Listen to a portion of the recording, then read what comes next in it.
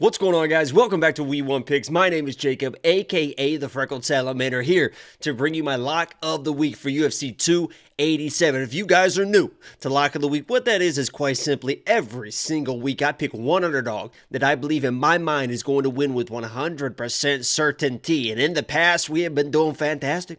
We were doing great. We won 10 in a row at one point. That is 10 in a row. In 2023, we are stumbling. Let's just put it out there. We are stumbling. We are bumbling, winning some, losing some 2023. So I went back, did my research. I'm watching film on myself. I don't give a shit about the fighters. I'm watching film on myself during the 10-fight win streak. I'm trying to figure out what was I doing then that I'm not doing now. I figured it out. I figured it out very simply. It's the beard. It was the beard. Let's stop all the excuses, all this and that. There's no more excuse. It was the beard. I didn't have the beard. I was winning like crazy. 10 in a row. I started growing the beard. We start winning. We lose. We win. We lose. We lose. We lose. We lose. We win. We lose. It was the beard. So from here on out, it is going to be back to the old ways, and it is going to get off to a crazy start for UFC 287. The beardless, hairless, freckled salamander. You know what?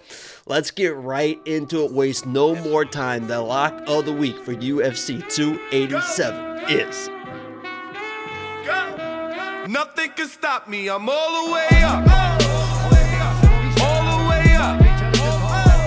I'm all the way up.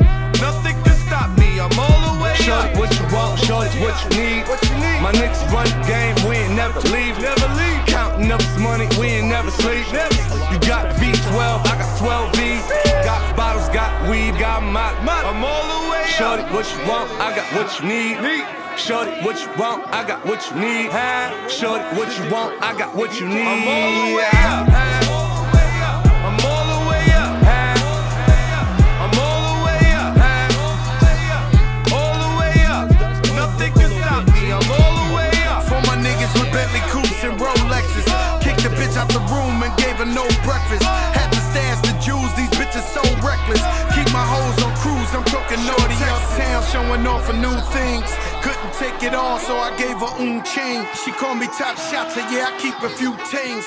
Champion sound, yeah, I got a few rings. And I'm all the way up, and you can stay up. That's right, we are going to have 3 lock of the weeks for UFC 287. It is going to be Alex Bay.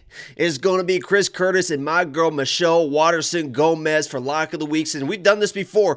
And let me be very clear that when I do this for pay-per-views, I've picked 2 before, I've picked 3 before. It typically doesn't go well. It typically doesn't go well. So if you're looking for fade of the week, if you're here to, oh my God, he's going to pick his lock, I'm going to fade it. I don't care. As long as you guys are making money, if you guys are with me, against me, as long as everyone's making money, that's all I care about. But if you are fading lock of the week, this might be a good week to do it, because every time I have stacked up multiple lock of the weeks on one card, it has never panned out. I've never won all 3, all 2. I think I did maybe 4 at one point, but I am so confident the hairless salamander is back. So I went all in UFC 287. Let's get into these fights a little bit. I've already talked about them in length with my quick picks video I post on Monday. Me and Angelo discussed it last night, Tuesday, on the podcast. Make sure you like the video, subscribe if you are new, by the way. We do content every single day, live every Tuesday. Angelo has his picks on Sundays, my picks on Mondays. We do call-in shows on Thursday, the bet video. So I'm alive on Saturday. It's crazy. Like the video, subscribe if you're new. Let's get right into why these 3 are going to be lock of the weeks. Obviously, Alex Pereira's lock of the week because he's 3-0 versus Izzy.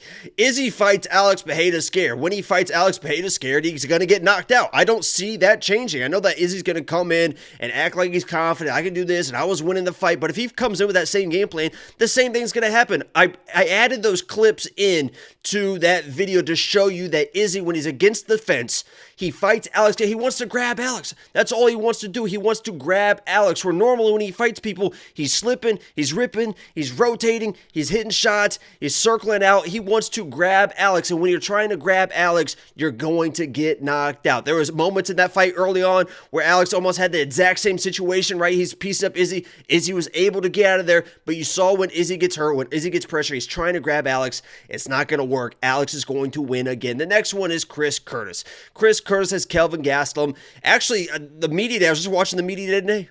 Kelvin Gastelum's going to wrestle. He has a wrestling band on. He's talking about Chris Curtis. Nobody's ever wrestled Chris Curtis. I don't think he can take him down. And the fact that Kelvin is going to try to wrestle Chris Curtis and thinks that's his game plan, I'm going to come in and wrestle him. When that doesn't work, he's in a world of trouble because his backup game plan is just kind of brawl and engage, and that's exactly what Chris Curtis wants as a striker. There's some highlights I put in there for that little highlight reel as well to show off the defense of Chris Curtis, the way that he is able to defend strikes. He's able to make reads without getting hit. I know a lot of like Buckley's numbers. It looked like Buckley was dominating that fight. He was having the pace and the pressure was in his face. But 70%, I would say 70% of the strikes that people throw against Chris Curtis land on his arms. And when they're landing on his arms, he's just finding the timing. And people think that they're having success. They think that, oh my God, I'm beating this guy up. Boom, boom, boom. The corner is yelling, yo, do it. You're hitting him. You're hitting him. And then Chris Curtis is high guard, boom, boom, but boop. And then you're done. I mean, you're just knocked out. He's in there to knock you out. I don't know if he's going to put Kelvin away, but if Kelvin is coming in trying to wrestle, I don't think he can get the takedowns. He's going to kind of panic on the feet. He's going to get put down, maybe put out. So Chris Curtis, lock of the week number 2. And the third one is Michelle. And this one, I actually broke down the film trying to find reasons to pick Luana, because I like Luana. Luana, before her knee surgery, was very, very dominant, but she's dominating lower level girls with her judo. Headlock takedowns. I mean, throwing girls across the octagon. I can't imagine her coming in, engaging in a clinch, and headlock throwing Michelle Waterson to the ground. I mean, she's just way too experienced. She's strong. She knows what she's doing in the octagon. You saw in the against Amanda Lemos, she did a great job at keeping range with that front kick. Side kicks, was able to get takedowns. Obviously did get caught in that guillotine, but Luana is not one of those people that's just going to jump on a guillotine like that. Her striking is pretty average. Her wrestling's pretty average. Her jiu-jitsu's okay. Michelle should be pretty even in the jiu-jitsu. All Luana really has is those judo throws, and if she can't get those judo throws, I think that Michelle can dominate this fight. So it is UFC 287 lock of the week. 3 of them. We have Alex, Chris, Michelle. I parlayed them all. If you parlay them all, you can get, depending on the book, plus 1,000 for all 3.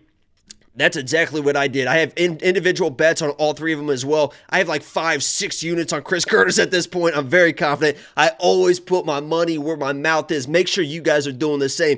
Put your lock of the week in the comments below for UFC 287. Your lock of the week, underdog pick, who you believe is going to win in your mind with 100% certainty. Make sure you like the video. Subscribe if you are new. And let's get right into it. We're getting off. The hairless salamander is back, baby. We're going to do it in a big way. 3-0 on 287, off the 10 in a row. Let's get it. I appreciate you watching. I'm out.